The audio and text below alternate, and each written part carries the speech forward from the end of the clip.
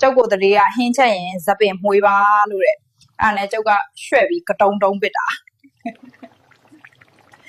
အော်ဟိုမိမငါချက်တာမချက်သေးဘူးလားကြက်တော့မယ်တော်ကြီးဟုတ်ပါဦးဒီ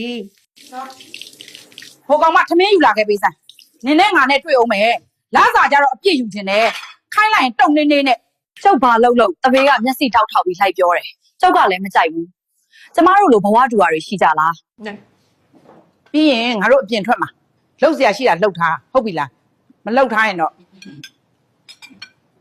တမားအိမ်မှာမရှိလို့လာလှုပ်စားရတာမလွယ်ဘူးနော်တခါကြရင်လက်တောင်ပါတယ်ဘဝမှာကိုယ့်ကိုတန်ပြာသီးပေးရင်တကြားနဲ့ဖြော်စားတတ်ရတယ်တဲ့ဘာပဲဖြစ်ဖြစ်ကျုပ်ကပျော်ပျော်ပဲနေပါတယ်အလုပ်တွေပြီးလို့ဘိုက်စာနေတာနဲ့ခောက်ဆွဲပြုတ်စားမလို့လေဒါကလည်းကျုပ်ပတ်စံနဲ့ဝယ်စားရတဲ့ခောက်ဆွဲပါနော်